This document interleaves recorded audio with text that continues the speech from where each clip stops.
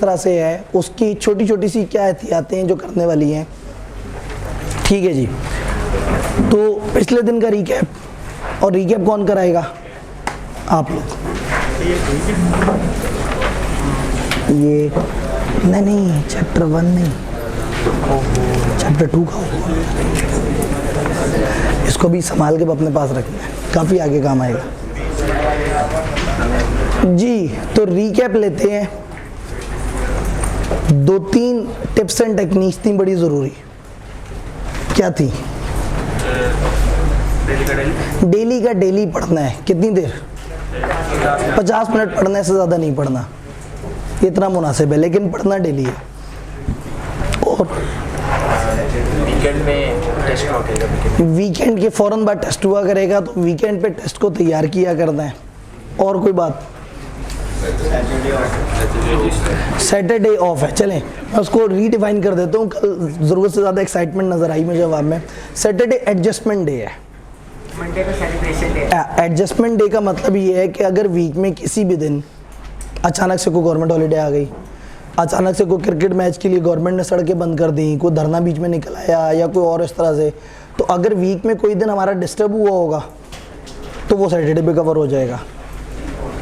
एक चैप्टर चल रहा है और बड़ा ज़बरदस्त चल रहा है और लोगों को लग रहा है कि ये जो है ना वो मतलब इसमें ज़रा डिटेल से हम बात करें, और हम थोड़ा स्लो हो गए हैं, तो जिस वीक का टारगेट हमारा पूरा नहीं हो पा रहा होगा फॉर एनी रीज़न, उसमें हम सैटरडे ऑन कर लेंगे।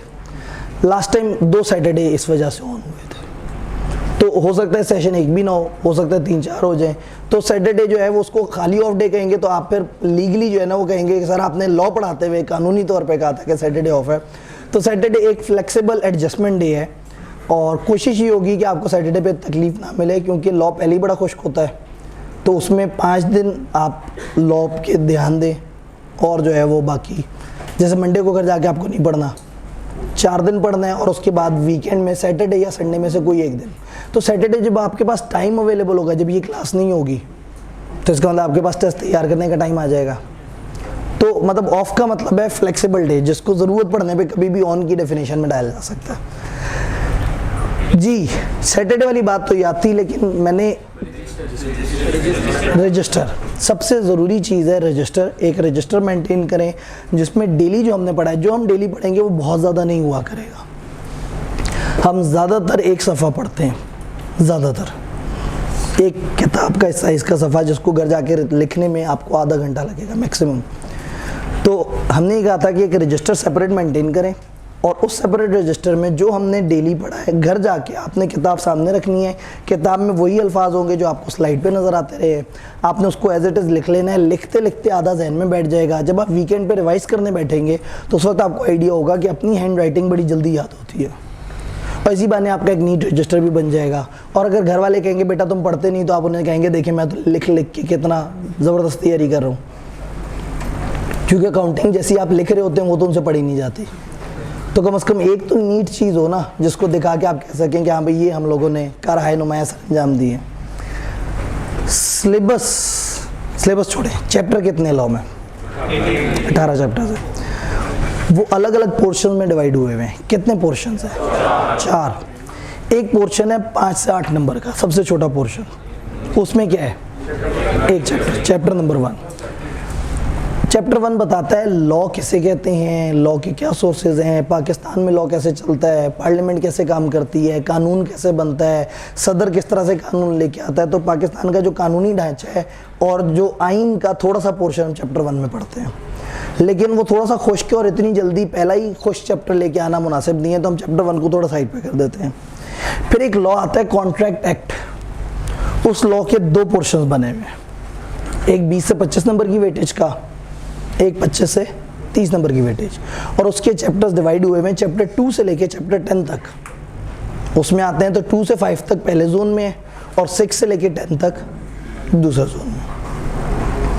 हमारा इंशाल्लाह टारगेट है कि हमने कॉन्ट्रैक्ट एक्ट शुरू करना है, और ईद की छुट्टियों तक इंशाल्लाह ताला उसको ख़त्म कर देना है। हम लोग सिलेबस में 3 जगह हमारे ब्रेक आएगी, एक ईद, एक और ईद, और दोनों ईद के दरमियान तकरीबन 2.25 महीने का जो टाइम है, उसमें दरमियान में एक पेपर।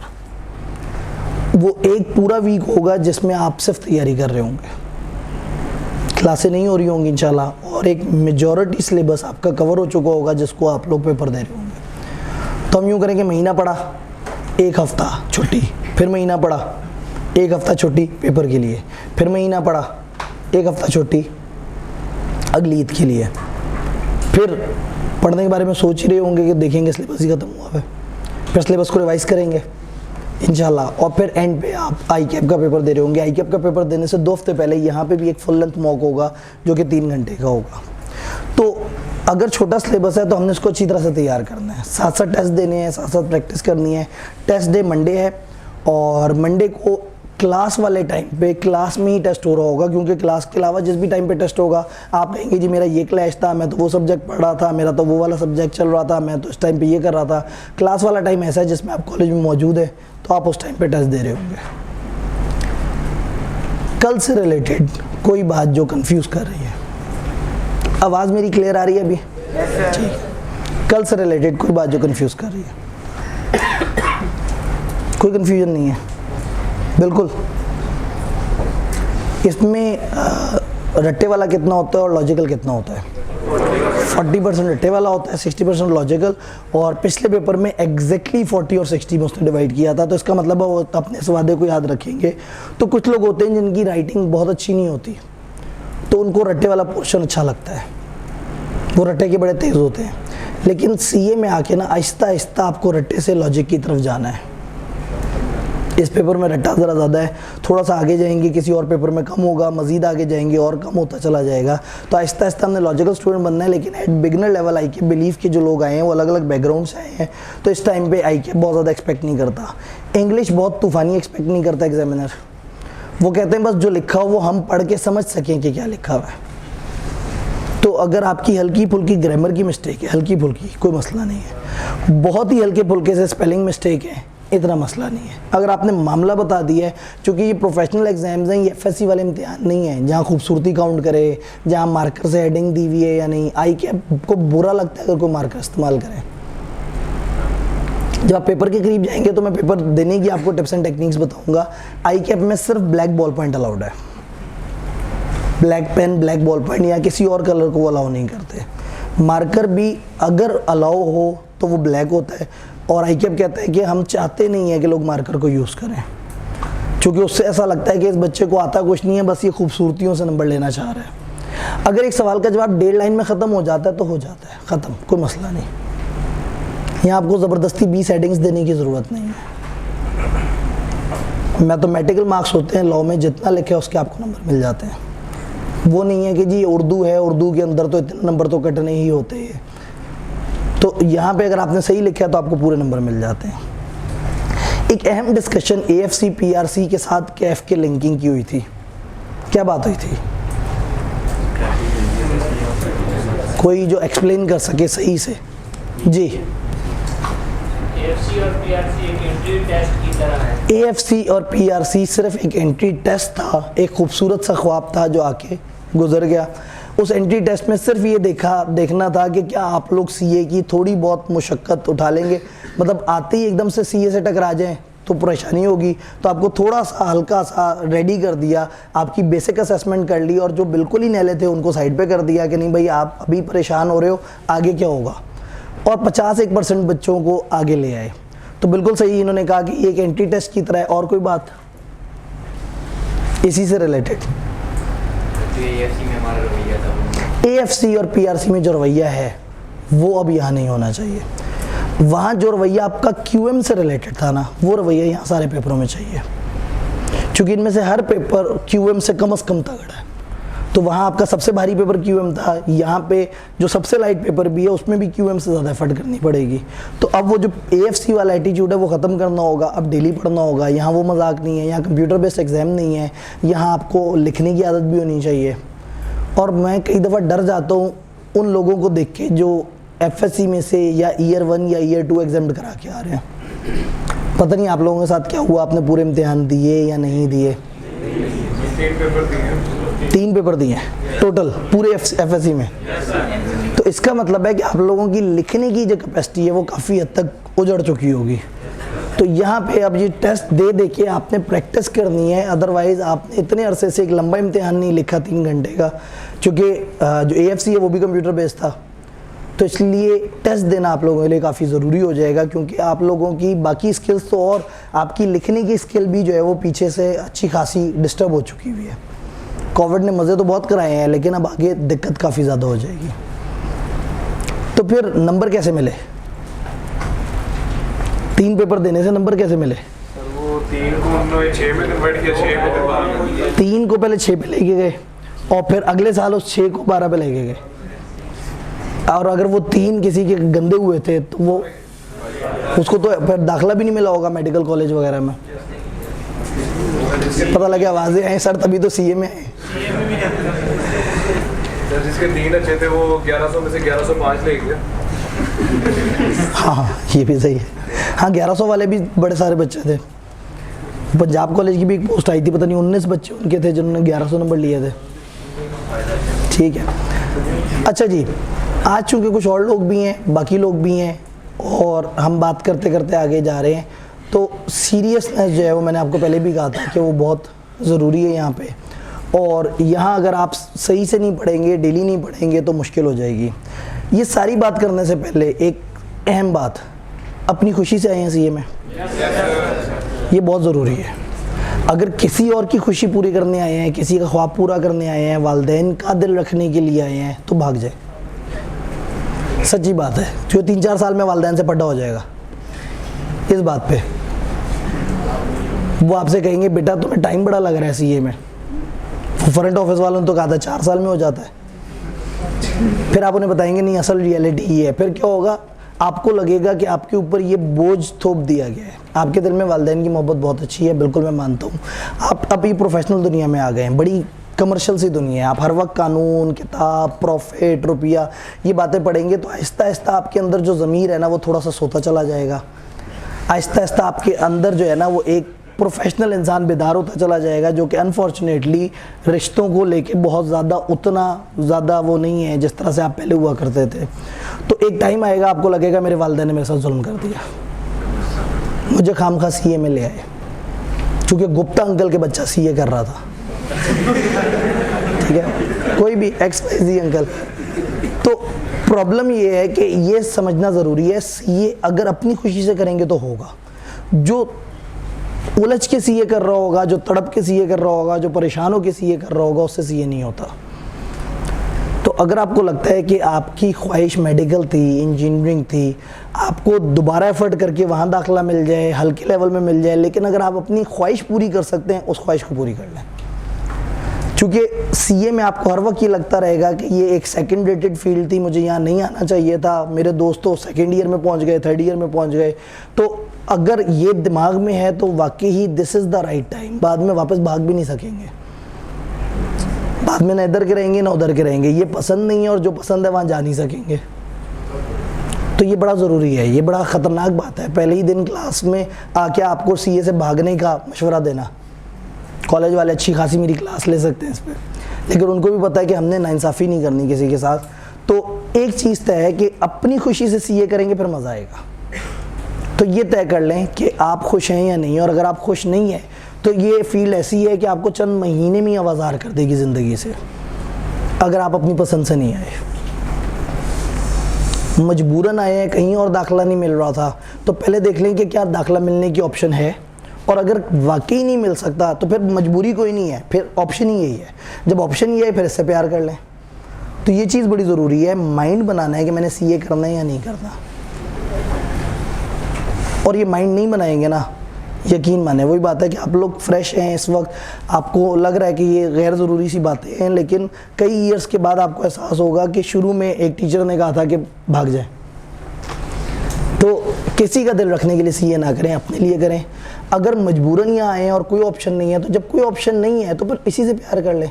फिर ये मत सोचें अगर मैं वहाँ चला गया होता, भाई अगर चला गया, पढ़ लिया होता तो चला गया होता, नंबर ले लिए होते, कोरोना ना आया होता, वो पहले वाले 3 पेपर जिन पे एवरेज निकली है वो अच्छे हो गए होते, वो तो सब कुछ हवा में चला गया ना। अब उसको याद करके सिर्फ दुख हो सकता है। तो एक तरीका ये है कि डेली जगजीत सिंह की गज़ल सुने और दुखी बैठे रहे कि मैं CA में बिला वजह आ गया।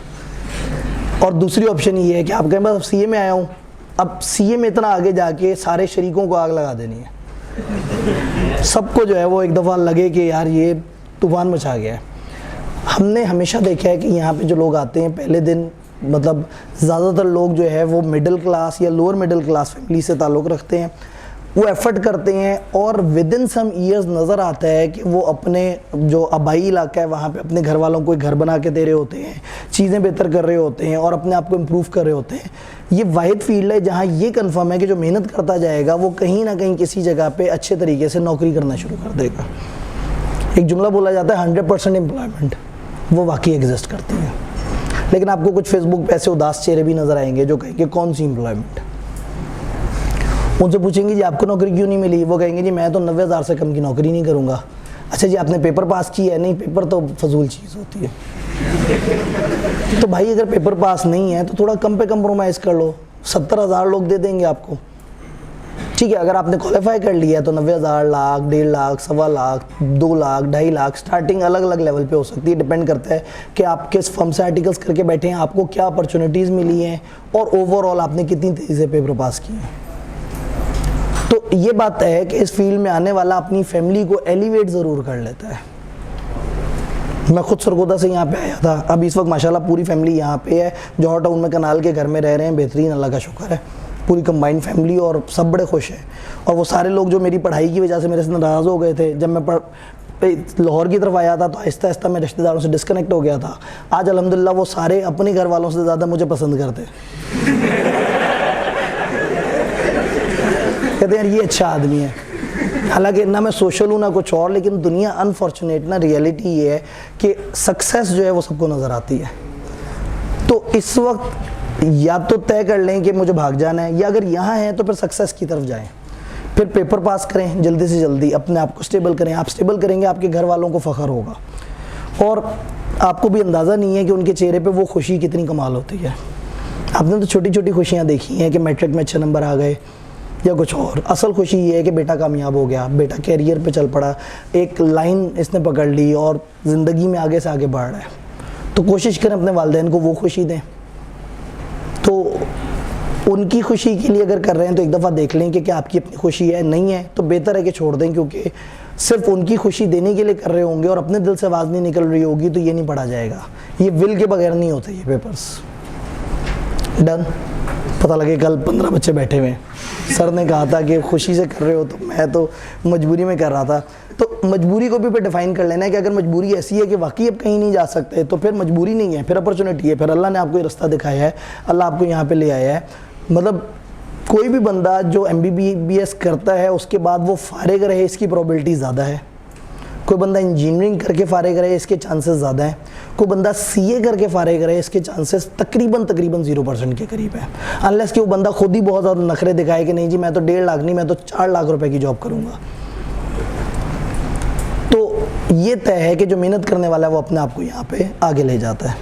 तो मेहनत के लिए तैयार है, बस माइंड बना के रखना है पहले दिन से कि हमने CA करना है और CA में आगे जाना है। और सच्ची बात ये है कि वाकई 4 साल कोई नहीं लगते, वो सिर्फ एडमिशन के वक्त आपको बताया जाता है। बल्कि इधर वाले तो एडमिशन के वक्त भी सच बोल देते हैं काफ़ी हद तक, वरना तो लोग तो 3-3.5 साल में CA कराने के चक्कर में होते हैं। CA औसतन 7 साल में होता है, 7।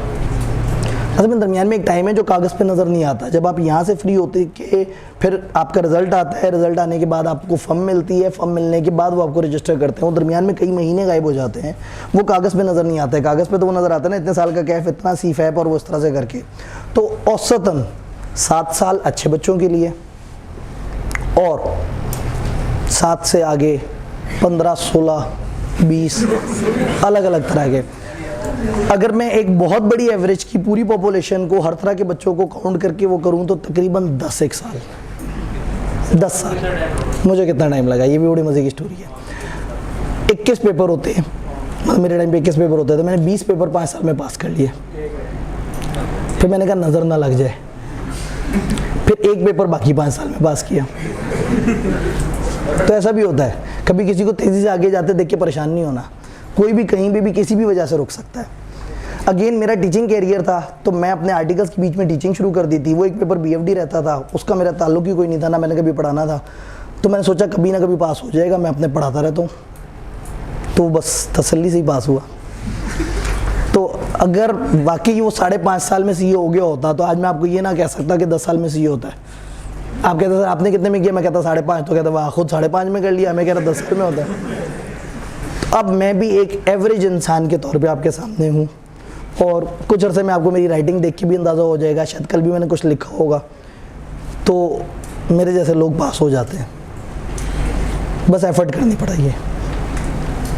चलें जी आगे, कानून को शुरू करते हैं। कॉन्ट्रैक्ट एक्ट स्टार्ट होता है एक चैप्टर से जिसका नाम है ऑफर एंड एक्सेप्टेंस।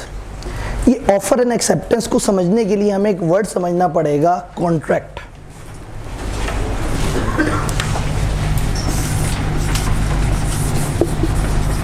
कॉन्ट्रैक्ट ये अलग से लगाया गया ना, मिटेगा, मिट जाएगा। कॉन्ट्रैक्ट का मतलब क्या है? कोई भी मुआहदा, एक मिनट, कॉन्ट्रैक्ट से मिलता जुलता भी एक लफ्ज़ मेरे जहन में आ रहा है, एग्रीमेंट। एग्रीमेंट का क्या मतलब है भाई? एग्रीमेंट और कॉन्ट्रैक्ट मुझे तो एक जैसे लग रहे हैं दोनों। एग्रीमेंट क्या है और कॉन्ट्रैक्ट क्या है? अच्छा उर्दू बता दें एक लफ्ज़ में। कॉन्ट्रैक्ट आपने कहा मुआहदा, तो एग्रीमेंट वादा। एग्रीमेंट एक वादा है और कॉन्ट्रैक्ट एक मुआहदा है। भारी लफ्ज़ कौन सा है? कॉन्ट्रैक्ट। कानूनी तौर पे कौन सा लफ्ज़ ज़रा ज़्यादा? कॉन्ट्रैक्ट। क्लास में मौजूद एक दोस्त ने दूसरे दोस्त से कहा कि आबदी साहब की क्लास ख़त्म होगी तो क्या तुम मेरे साथ समोसा खाने चलोगे? उसने कहा हाँ मैं चलूँगा। दोनों के दरमियान एग्रीमेंट हो गया, वादा हो गया, दोनों ने मिलकर एक दूसरे से एग्री कर लिया। इन्होंने एग्री कर लिया कि हम समोसा खाने चलेंगे, लेकिन क्लास के बाद वो दोस्त किसी और दोस्त के साथ बोतल पीने चला गया, वादा टूट गया।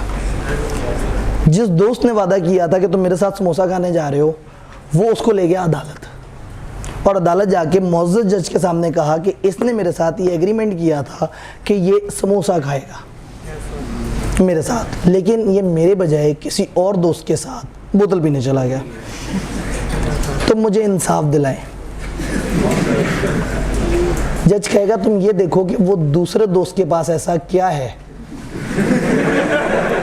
जो तुम्हारे पास नहीं है। बोतल महंगी आइटम है, समोसा सस्ती आइटम है, तो वो महंगा दोस्त होगा, इसको वो दोस्त नजर आया जिसकी जेब में ज़्यादा पैसे हैं, वो उसकी तरफ चला गया। तो ये हमारा मसला नहीं है, अदालत में मत आना कल को। मैं कहा फिर किधर जाएं? मैं कहा बाकी दोस्तों के पास जाओ और कहो देखो ये वादा खिलाफी करते हैं, आइंदा सारे नाराज़ हो जाओ। बट ये कानूनी चीज़ नहीं है, ये वादे को उठा के अदालत में नहीं ले जाया जा सकता है कि जी ये देखें जी इसने मेरा वादा तोड़ दिया। अच्छा, आपने पीटीसीएल वालों के साथ एक प्रॉपर अरेंजमेंट किया, एक कागज़ पे ये लिखा कि जी हम आपका इंटरनेट लगवाते हैं, इतने 1000 रुपये, आपने वो जमा कराए, आपने साइन किया, पीटीसीएल के नुमाइंदों ने साइन किया, एक कागज़ पे एक प्रॉपर कॉन्ट्रैक्ट बना, पैसे आपने दे दिए, महीने तक वो इंटरनेट लगाने नहीं आए आपके पास। अब आप अदालत जा सकते हैं, आप कह सकते हैं इन्होंने कॉन्ट्रैक्ट तोड़ दिया। वादा तोड़ने पे नहीं जा सकते थे, कॉन्ट्रैक्ट तोड़ने पे जा रहे हैं। चूँकि वादा और मुआहदा दोनों में फ़र्क है। मुआहदा ऐसा वादा है जो कानूनी वादा है, यानी मैं ये कह सकता हूँ कि एग्रीमेंट में अगर मैं लीगल चीज़ ऐड कर दूँ, अगर एग्रीमेंट में कानूनी बंधन ऐड कर दूं, अगर वो दो दोस्त खड़े हुए जब बात कर रहे थे वो 4 गवाह कर लेते और आपस में तय कर लेते कि ये चीज़ पूरी ना करने पे ये बंदा इस बंदे को इतना जुर्माना कर सकता है, लिखत पढ़त कर लेते कुछ इस तरह से, तो वो एग्रीमेंट से अगले लेवल पे चली जाती बात। तो एग्रीमेंट का मतलब है जब दो बंदे एक चीज़ को एग्री कर लें कि ऐसे होनी चाहिए। और कॉन्ट्रैक्ट का क्या मतलब है? जब दो बंदे आपस में ये तय कर लें कि हाँ भाई ये चीज़ ऐसे होगी और उसमें कोई कानूनी मामला ऐड कर लें। पीटीसीएल वाले एक बंदे ने घर आपके आके कहा कि हम आपको नेट लगवा देंगे, आप इतने पैसे देंगे हम आपको नेट लगवा देंगे, आप दोनों पैसे दिए, भाग गए, अदालत जा सकते हैं। आपको तो पता ही नहीं कौन आया था घर में, आपको तो पता ही नहीं उसका नाम क्या था, वो पीटीसीएल का था भी या नहीं था, तो अदालत जाएंगे, अदालत कहेगी तुम्हारा आपस में एग्रीमेंट हुआ था खुद भुगतो, या तो कानूनी शक्ल दी होती, लिखत पढ़त की होती, कोई उसके साइन लिए होते, कोई स्टाम्प पेपर होता, कोई कंपनी का कागज़ होता, कोई स्टैंप लगी हुई होती, कोई इस तरह की चीज़ होती। तो इसका मतलब ये है कि जब भी एक एग्रीमेंट में कानूनी चीज़ें ऐड हो जाएंगी तो फिर वो कॉन्ट्रैक्ट बनेगा। सिर्फ इतना काफ़ी नहीं है, उनके दरमियान कोई ना कोई मुआवजा भी होना चाहिए। आप PTCL का नेट लगवा रहे हैं, आपको क्या फ़ायदा होना है उस कॉन्ट्रैक्ट में? इंटरनेट मिलना है। PTCL को क्या फ़ायदा होना है? पैसे मिलने। इसका मतलब है इनके दरमियान कोई ना कोई मुआवजा है। आपको कॉन्ट्रैक्ट करने के बदले इंटरनेट की सर्विस मिल रही है और उनको कॉन्ट्रैक्ट के बदले पैसे मिल रहे हैं। तो ये चीज़ कॉन्ट्रैक्ट बनेगी जिसमें बाकायदा कोई ना कोई कंसिडरेशन है, कोई ना कोई वजह है, कोई ना कोई चीज़ है जिसमें एंटर हो रहे हैं। तो अब अगर एक दोस्त ने दूसरे दोस्त से कहा कि मैं तुम्हारे साथ कल बैठ के बातें करूँगा, उसने कहा मैं भी तुम्हारे साथ बातें करूँगा, इन्होंने गवाह भी कर ली है, अभी भी ये कॉन्ट्रैक्ट नहीं बना, क्योंकि बातें करना कोई वो नहीं है, कोई मुआवजा नहीं है, कोई कमर्शियल वजह नहीं है। हम कमर्शियल लॉ पढ़ रहे हैं ना, हम वो पढ़ रहे हैं जो कारोबारी लॉ है।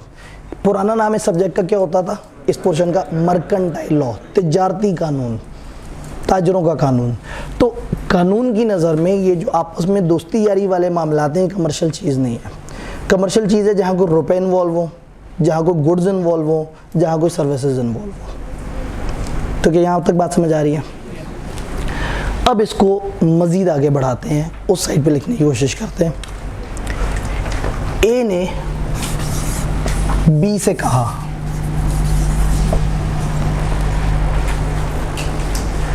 गर्मियों का सीज़न आने वाला है, तो एक मेरी बड़ी फेवरेट एग्जांपल होती है, बच्चे बड़े तंग रहते हैं उससे, आम।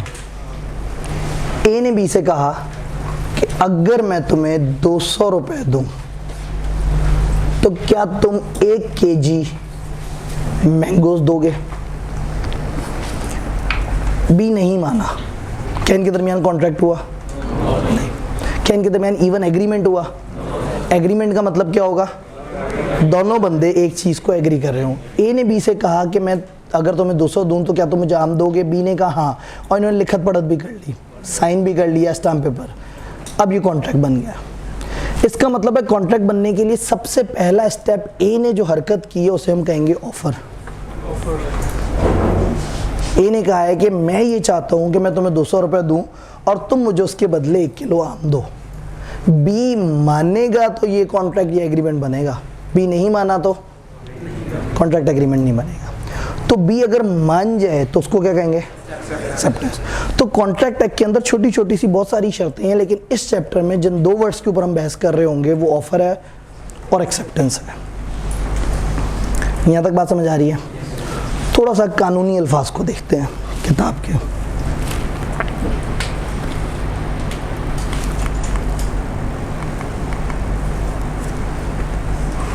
एक मिनट, ठीक है, स्लाइड डिफरेंट वाली है। कानूनी अल्फाज, एग्रीमेंट, कॉन्ट्रैक्ट। कॉन्ट्रैक्ट हमने कहा एक ऐसा एग्रीमेंट है जिसमें लीगल बाइंडिंग ऐड हो जाए। तो अगर मैं यहां कहूं कि ऑफर प्लस एक्सेप्टेंस, एक बंदा ऑफर दे रहा है, दूसरा एक्सेप्ट कर रहा है, मामला बन गया। लेकिन ये ऑफर बातें करने वाली ऑफर है, हाँ ये वाला, हाँ जी ये असल वाली स्लाइड है। अगर ये बातें करने वाली ऑफर है तो ये ऑफर और एक्सेप्टेंस, एक ने कहा मैं तुमसे बातें करूंगा, दूसरे ने कहा हाँ भी मैं भी बातें करूंगा, ये एक प्रॉमिस हुआ है, इसमें कोई मुआवजा वगैरह नहीं है। अगर इसमें मुआवजा ऐड हो जाए एग्रीमेंट बनेगा, पहला स्टेप। फिर एग्रीमेंट में क्या ऐड हो जाए? Legal binding.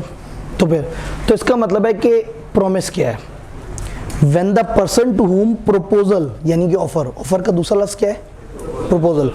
जब एक बंदे को ऑफर दी जाए, सिग्निफाइज हिज एसेंट, इंग्लिश के थोड़े भारी वर्ड है। सिग्निफाइज का मतलब है तस्दीक कर देना, एसेंट का मतलब है रजामंदी। जब एक बंदे को आपने कहा कि ये ऐसे है और उसने अपनी रजामंदी दे दी, the proposal is said to be, ऐसा माना जाएगा कि प्रपोजल एक्सेप्ट हो गया है। और प्रपोजल जब एक्सेप्ट हो जाता है तो क्या बन जाता है? प्रॉमिस। तो ऑफर प्लस एक्सेप्टेंस बन गया प्रॉमिस। अब एक स्टेप आगे चलते हैं, एग्रीमेंट क्या है? Every promise and every set of promises forming the consideration for each other. A ने क्या प्रॉमिस किया है? मैं 200 रुपए दूंगा अगर तुम 1 kg आम दोगे। तो अगर बी मान गया तो टेक्निकली बी ने भी तो एक प्रॉमिस किया है। वो क्या प्रॉमिस है? मैं 1 kg आम दे दूंगा अगर, तो इसका मतलब है यहां एक नहीं एक से ज्यादा प्रॉमिस है, और ये जितने भी प्रॉमिस हैं ये एक दूसरे के लिए कंसिडरेशन है। ए 200 रुपए सिर्फ इसलिए दे रहा है कि उसको आम मिल रहे हैं, और बी आम इसलिए दे रहा है पैसे मिल रहे हैं। जुमले को दोबारा देखते हैं। Every promise and every set of promises forming the consideration for each other is an agreement.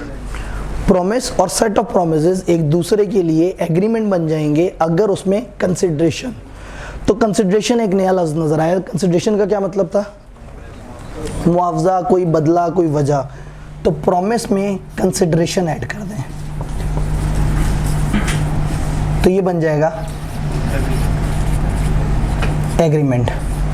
अब एग्रीमेंट में क्या ऐड करें कि वो कॉन्ट्रैक्ट बन जाए? लीगल। इसको हम कहते हैं लीगल बाइंडिंग, कानूनी बंधन इसमें ऐड कर दिया जाए। तो कॉन्ट्रैक्ट कैसे कहते हैं? An agreement enforceable by law as a contract. वो एग्रीमेंट जिसको अदालत में ले जाया जा सकता है, वो एग्रीमेंट जिसको जाके आप फोर्स कर सकते हैं, अदालत से कह सकते हैं देखें जी हमारा आपस में तय हुआ है, अब आप ऐसे कहें या तो ये पूरा करे या मुझे पैसे हर्जाना दे, जुर्माना दे।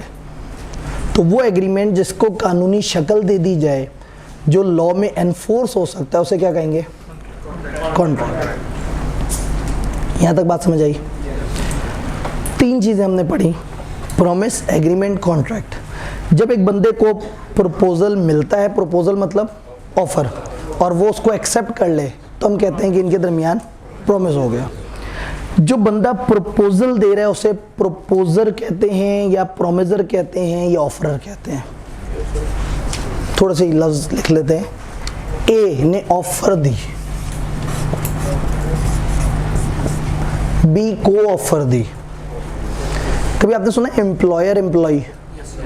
एम्प्लॉयर वो होता है जो मुलाजमत देता है, एम्प्लॉई वो है जिसको मुलाजमत मिलती है। और इस तरह कोई लफ्ज आपके जहन में जैसे एम्प्लॉयर एम्प्लॉई है?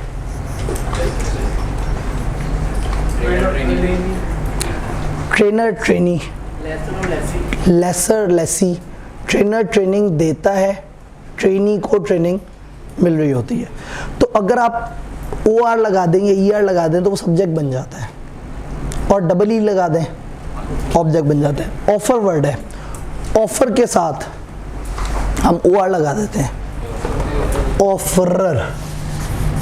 ये ऑफर दे रहा है, जिसको ऑफर दे रहा है ऑफरी, उसको प्रोमिजर और इसको प्रोमिजी भी कह सकते हैं, उसको प्रपोजर, इसको प्रपोजी भी कह सकते हैं। तो ऑफर, प्रोमिजर या प्रपोजर एक ही बंदे के नाम है। ऑफरी, प्रपोजी या प्रोमिजी उस बंदे के नाम है। तो यहाँ किताबों में बताना चाह रही है कि 2 बंदों के दरमियान जब प्रॉमिस है, 2 में से जो इनिशिएट कर रहा है वो प्रपोजर है और जिसको दी जा रही है वो प्रपोजी है। डन। तो प्रॉमिस, एग्रीमेंट और कॉन्ट्रैक्ट समझ आया। कानूनी बंधन कैसे ऐड करें? एक काम करते हैं, जरा इसके फार्मूले भी देख लेते हैं। प्रपोजल प्लस एक्सेप्टेंस हमने बात की, क्या होता है? प्रॉमिस में कंसिडरेशन ऐड कर दें, एग्रीमेंट, और एग्रीमेंट में एनफोर्सेबिलिटी यानी कि लीगल ऑब्लिगेशन ऐड कर दें, कॉन्ट्रैक्ट। अब सोच के बताएं लीगल ऑब्लिगेशन कैसे कैसे ऐड होती होगी? स्टाम्प पेपर पे लिख लिया जाए एक तरीका, गवाह कर लिए जाए, कुछ ज़बानी कॉन्ट्रैक्ट भी होते हैं तो उसमें गवाह कर लिए जाए, साइनिंग कर लिया जाए, स्टैम्प लगा दी जाए। तो 2 पार्टीज के दरमियान जब भी कोई ऐसी हरकत हो जिससे उनका इरादा ये हो कि उसमें कानूनी बंधन ऐड हो जाए तो वो कहलाएगा लीगल फॉर्मेलिटी, उसमें ऐड कर दी गई है, वो एनफोर्सेबल हो गया। ये सिर्फ हम आज पहले दिन पढ़ रहे हैं। इसके बाद जब भी मैं आपसे कहूँगा ना ए ने बी को कहा मैं तुम्हें आम बेचूंगा, तो समझ जाइएगा कि बैक एंड पे लीगल ऑब्लिगेशन है। बजाय इसके कि हम हर दफ़ा कहें कि इन्हें 20 ऐसे कहा, फिर उन्होंने बैठ के स्टाम्प पेपर साइन किया और वो सारा, तो आगे मेरी अजम्पशन होगी कि जब तक मैं आपको खुद से ना कहूँ कि इन्होंने कुछ नहीं लिखा पढ़ा, तो आप समझ जाइएगा कि इस वक्त ये जो दोनों के दरमियान है उसमें लीगल बाइंडिंग है। तो लीगल बाइंडिंग कैसे ऐड होती है? या लिख के या गवाह करके। बट आगे ना किताब हमसे पूछेगी कि लीगल बाइंडिंग कैसे ऐड होती है, ना किसी सिनेरियो में, किसी केस स्टडी में आएगा कि ये दो बंदों के दरमियान है, बताओ ये किस तरह से लीगल बनेगा। तो ये लॉ वाला मामला हमारे सिलेबस में नहीं है कि किस तरह के कॉन्ट्रैक्ट में कितने रुपए का स्टाम्प पेपर होगा, किस तरह के मामले को कैसे लेके चलेंगे। जी सर, जिस तरह हम कोई चीज़ वगैरह परचेज करते हैं ग्रोसरी स्टोर से, तो जो बिल हमें बना के देते हैं वो भी मतलब इस तरह कॉन्ट्रैक्ट में आ जाएगा? जी, अब अगर आप गौर से देखें तो जब आप एक जगह से कोई चीज़ परचेज करते हैं, वो आपको बिल निकाल के देते हैं, उसके ऊपर उनका लेटर हेड होता है, उनकी तरफ से ऑथराइज साइन होते हैं, लिखा होता है कि this does not required sign और ये एक वैलिड एविडेंस है।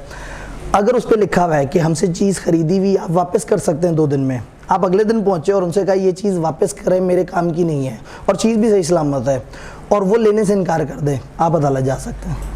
आप कह सकते हैं देखिए कागज़ पे लिखा हुआ है कि 2 दिन में वापस किया जा सकता है, इनकी रिसीट है, सारा वो टाइम शो वगैरह आ रहा है, तो वो भी एक तरह का छोटा सा एग्रीमेंट कॉन्ट्रैक्ट बन जाता है। जी, बात समझ आ रही है? अभी तक हमने एक डेफिनेशन बीच में जो आई है वो नहीं देखी। ऑफर कैसे दी जाए? एक बंदा दूसरे को ऑफर कैसे दे? बोल के, लिख के भी हो सकता है, व्हाट्सएप पे मैसेज भी आ सकता है। कॉलेज वालों ने आपको मैसेजेस किए, आ जाएं जी एडमिशन ओपन है, आएँ और दाखिले ले लें। ऑफर लिख के भी की जा सकती है, बोल के भी की जा सकती है,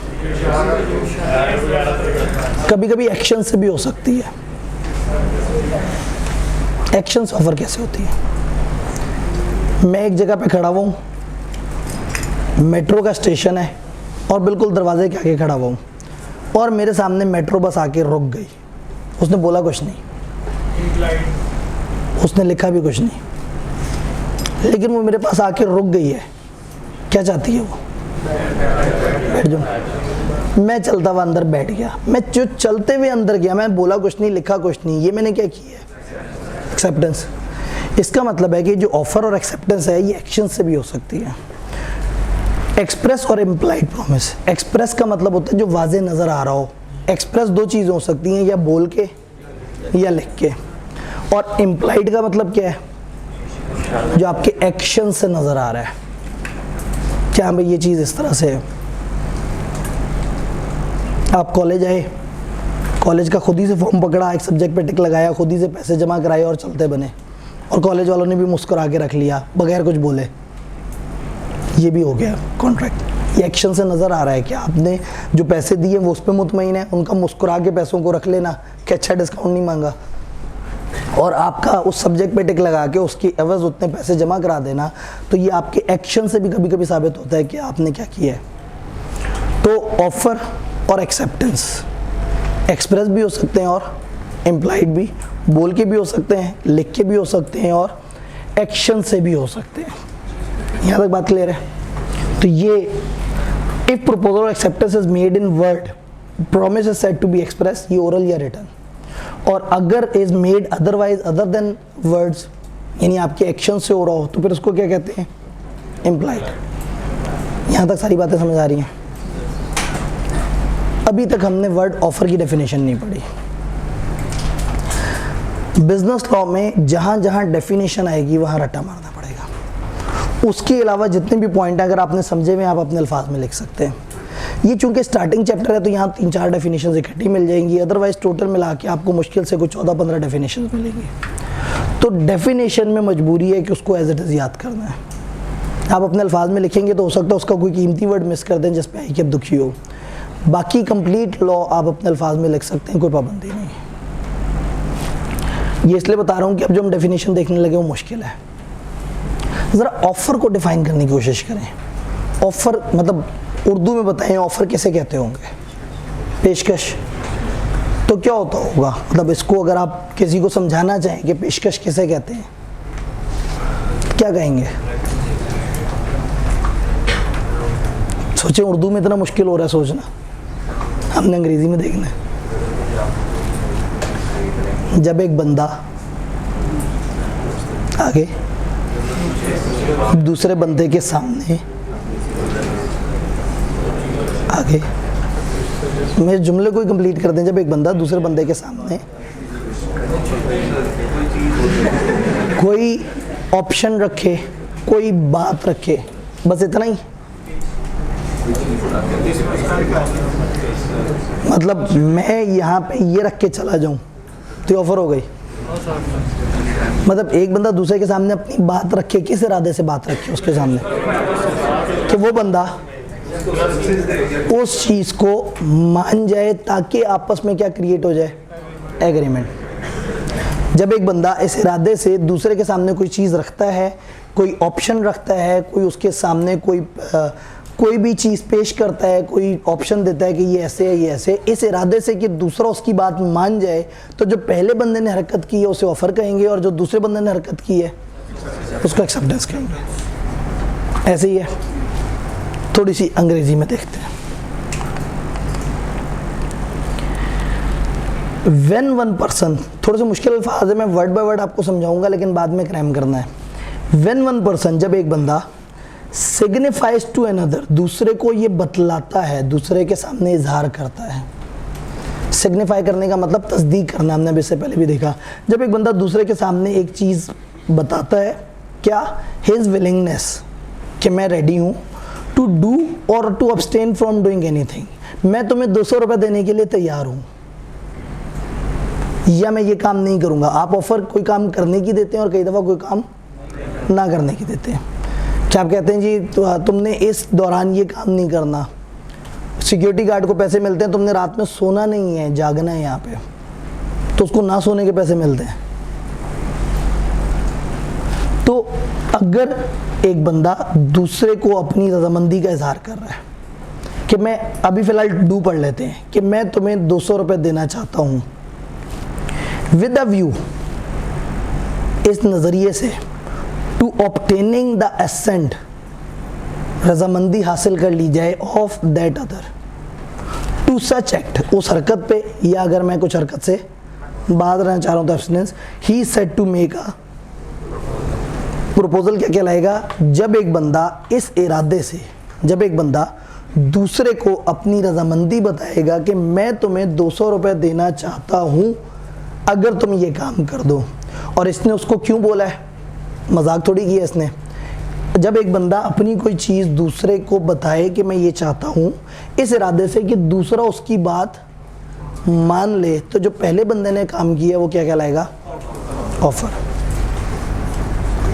बात समझ आ रही है? यहाँ तक कोई कंफ्यूजन है तो मुझे बताएं, किसी किस्म की। हम हैंडआउट्स डिस्ट्रीब्यूट करना शुरू कर सकते हैं जी, मैसम भाई अगर वो मुझे सुन सकते हैं, हैंडआउट्स हम डिस्ट्रीब्यूट कर सकते हैं अब। हाँ, जो पहले डिस्ट्रीब्यूट होते तो मुझे ना देखते। चैप्टर 2 वाले हैं ना, ठीक है जी। अगर एक्सेप्टेंस ना हो तो ऑफर फौत हो जाती है।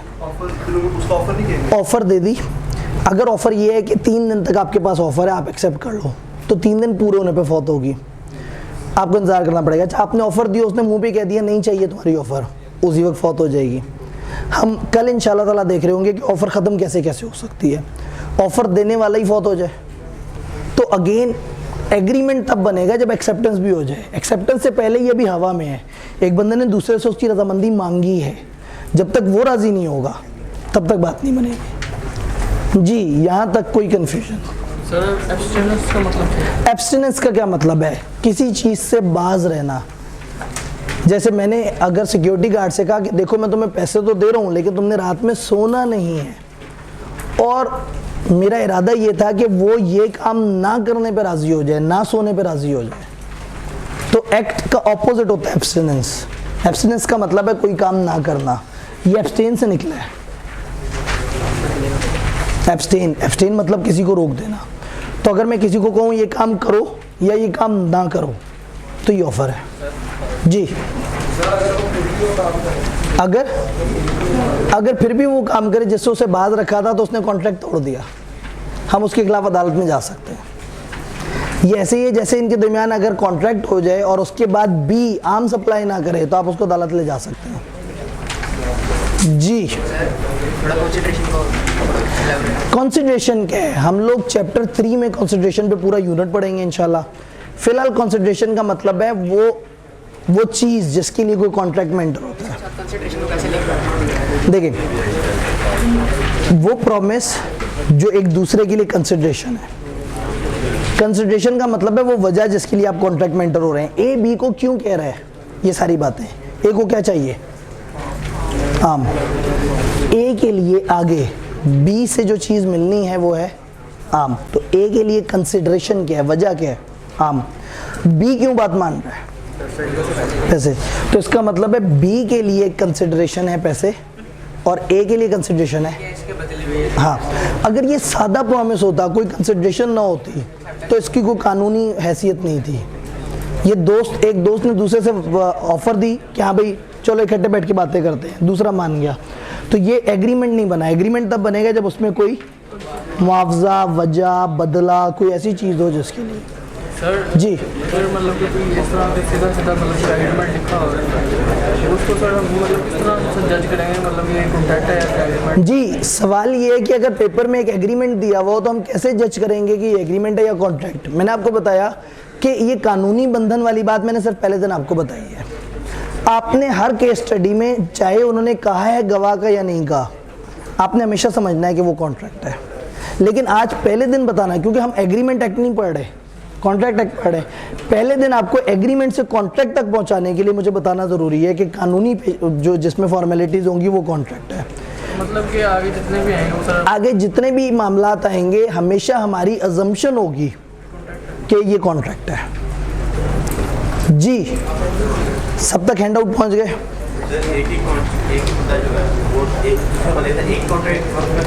एक बंदा एक दूसरे बंदे से एक वक्त में बेतहाशा कॉन्ट्रैक्ट कर सकता है, कई तरह के कॉन्ट्रैक्ट कर सकता है। जी, बात समझ आई?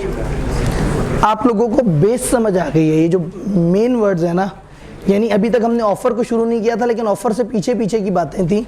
हल्की सी ऑफर पे बात करते हैं। डेफिनेशन आपने भी पढ़ी, ऑफर के ऊपर थोड़ी सी बातें। Offerer can not make offer to himself. Offer के लिए कम से कम दो बंदे होने चाहिए, एक ऑफरर, एक ऑफरी। एक बंदा अपने आप को ऑफर नहीं दे सकता। ऑफर का मतलब है जब आप दूसरे बंदे से कहते हैं कि मुझे तुम्हारी रजामंदी चाहिए, तो वो ऑफर कहलाती है। पहली बात समझ आ रही है? ऑफर सर्टेन और डेफिनेट होनी चाहिए। सर्टेन और डेफिनेट का क्या मतलब होता है? क्लियर कट हो, कोई डाउट ना हो। ए ने बी से कहा मैं तुम्हें 200 रुपये दूं अगर तुम मुझे पीले रंग के जो वो है फल वो 1 किलो दे दो। सर्टेन और डेफिनेट है। वो खरबूजे पकड़ा दे, ठीक है, वो भी पीले रंग के फल भी हैं, उस आप सब्जी तो नहीं कहेंगे ना? जमीन से उगते हैं या दरख्त पे उगते हैं? फल और सब्जी में क्या फ़र्क होता है? फल मीठा होता है और सब्जी मीठी होती है। ठीक है, चलें खैर।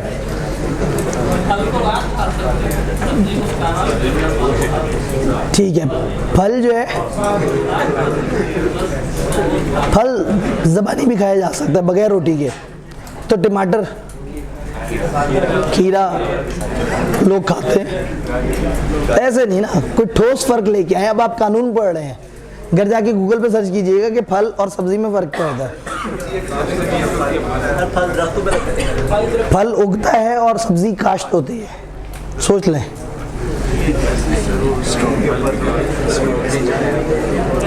काश्त का क्या मतलब है? हल चला के। तो फल का क्या बोलते हैं? सर वो फल होता है ना, फूल उगता है, और जो फूल से जो फूल से निकलता है वो फल है। चलें, इस वक्त क्लास में कुछ नजरियाती इख्तलाफात हैं, चलें आप लोग ये सर्च कीजिएगा। बहरहाल जब तक आप सर्च ना करें मैं खरबूजे को फल कह सकता हूँ, ठीक है जी।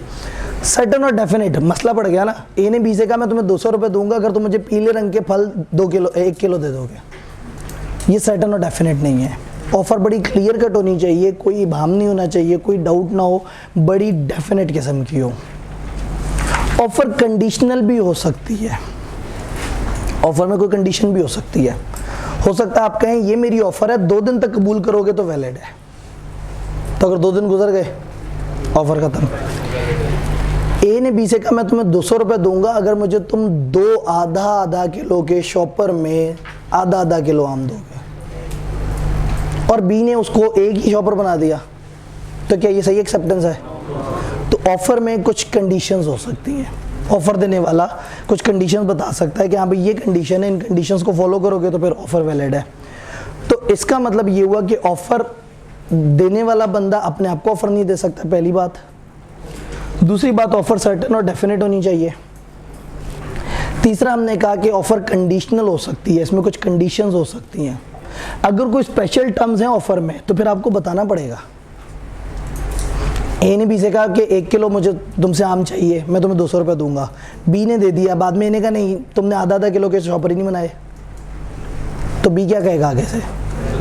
तुमने बताया नहीं था। तो अगर किसी ऑफ़र में कोई कंडीशन होगी तो क्या रूल है? पहले बताना पड़ेगा। डन? यहाँ तक सारी बातें समझ आ रही हैं? ऑफ़र कम्युनिकेट होनी चाहिए, बोल के की जाने वाली ऑफ़र कैसे कम्युनिकेट होगी? बोल के। तो आप बोल दे और अगला बंदा बहरा हो गई कम्युनिकेट ऑफ़र? तो बोली हुई ऑफ़र कब कम्युनिकेट होगी? सुन ले, लिखी हुई कब कम्युनिकेट होगी? और एक्शंस वाली जब वो समझ ले, जब उस इलाके में उस तरह के एक्शन का मतलब यही होता हो कि ये बंदा ऑफ़र दे रहा है। बातें समझ आ रही हैं? यानी अभी आप लोग जो घर से पढ़ के आ सकते हैं वो इस पॉइंट को छोड़ के बाकी चीज़ें, किताब दिखाएं तो मैं आपको, बल्कि हैंड आउट, जब तक किताब नहीं आती है आपको हैंड आउट मिलता रहेगा। आपके सामने एक बहुत बड़ा चैप्टर,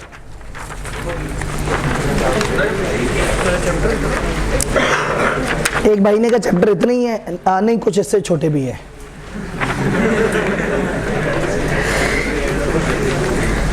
चैप्टर 5 इससे छोटा है, चैप्टर 8 इससे छोटा है, चैप्टर 9 इससे छोटा है, चैप्टर 10 इससे छोटा है। इजी ले रहे हैं आप? अच्छा जी, पहला सफ़ा आप लोगों ने पढ़ना है जो आपके पास आया हुआ पेज 9, और नेक्स्ट पेज पे इनविटेशन ऑफ ऑफर से ऊपर पढ़ लीजिएगा। इनविटेशन ऑफ ऑफर से ऊपर तक पढ़ लीजिएगा। नीचे हम फिर कम्युनिकेशन वाली बात ऑल दो आपको समझ आ जाएगी, लेकिन बेहतर है कि वो हम कल पढ़ लेंगे इंशाल्लाह। तो जब आप इतना पढ़ेंगे तो फिर आप ऐसे लिखेंगे, तो बजाय इसके कैसे पढ़ें, पहले लिख लें, लिखने के बहाने पढ़ लेंगे। जब लिखेंगे टाइम देखेंगे 50 मिनट अभी भी रहते होंगे, तो फिर अपना लिखा हुआ पढ़ लेंगे। फिर मुस्कुरा के सोचेंगे अगर ऐसे है तो मज़े लग जाएंगे, बड़ी मीठी नींद आएगी। फिर कल हम ज़रा ज़्यादा मुश्किल बातें पढ़ेंगे तो वो ख्वाब टूट जाएगा।